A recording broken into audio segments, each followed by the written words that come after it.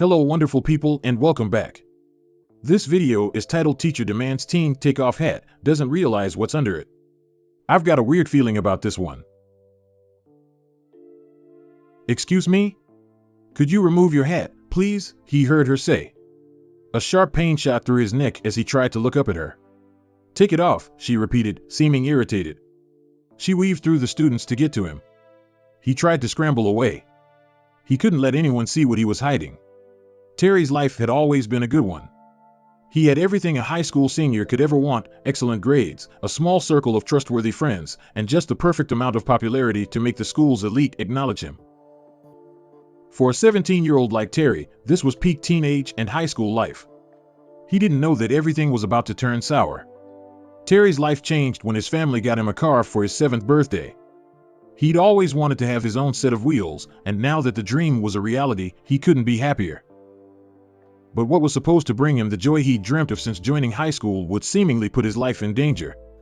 That fateful day started as many of the others did for Terry.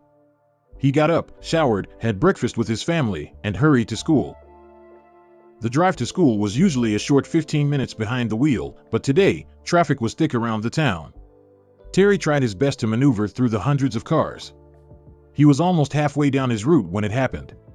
Terry had stopped at a red light, waiting for it to go green. He'd been on the road for almost an hour now. He didn't want to be for school again. Before we continue, if you like this video, please like, comment, or subscribe.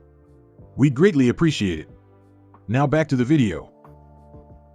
The light blinked green, and Terry pressed his foot on the gas. His car glided forward, but another vehicle flew in with speed, digging into his side. Terry couldn't explain what had happened. One minute he was gripping his steering wheel with impatience, and the next, his car was screeching to the side. A crippling pain flared throughout his body where he sat, his seatbelt firm across his chest.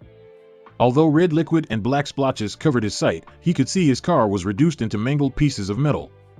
But that wasn't the worst of it. The other vehicle had toppled to the side of the road. Had its driver met a worse fate than Terry?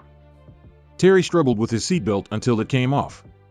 He fought through layers of reddened, deflated airbags to his door handle and pushed it open.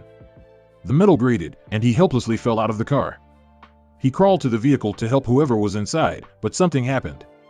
The dark spots over Terry's sight were growing, blackening his view. His energy was also waning. He tried the best he could to pull himself across the cold tarmac, but fell limp on the road. The chaotic sounds around Terry died off, and he woke up under a bright light. "You're fine," a soft voice said over him as a cold hand pried open his eyes and flashed a bright torch at them. What was happening? "You were in an accident," Terry's parents explained as soon as the doctor left. "But you are doing well," his mom added. Her eyes were puffy, and she squeezed a damp handkerchief in her palm. "We were so worried." The days after that blurred quicker than Terry could count them. Apart from losing a patch of hair due to stitches at the back of his head, he felt strong enough to go back to school. But this would spiral into another massive problem. 2 weeks after Terry's accident, he insisted on returning to school, and his parents allowed it. He walked into the class with a hat over his head and a walking cane in his hand. Everybody stared at him. He was the boy who, despite his injuries, fought through the pain to see if other people were injured in the accident. Then the teacher walked into the class. The teacher's eyes burned with malice as she commanded Terry to take off his hat. "I was in a car accident," he said. "Take the hat off." "You cannot wear that in my class," she insisted. Terry couldn't say whether the teacher felt he was being rude or if she was uncaring about his condition. What he did next made the teacher rush to him. Terry slipped the hat from his head. The entire class gasped. He looked around, his eyes landing on the teacher. She took a step back, then moved to speak before stopping herself. Terry could see her eyes glint all over his scar. He felt uncomfortable standing before the class like this. Did he make a mistake coming to school while still healing? "You can put your hat back on," said the teacher. "But I can't wear hats in class," Terry replied. "I mean, I can do it, but not if I'm breaking the rules." He thought about storming out of class, but then saw it fit to lighten the mood. The class giggled as he continued to speak, which made his confidence spring back up. Terry had read about a concept known as malicious compliance, obeying the rules even if they harmed people around you. The scar on his head was still healing, and Terry suspected it was still gory in the other students' eyes. Would he obey his teacher's rule of not having a hat in class and make his fellow students uncomfortable, or would he break the rule for their benefit?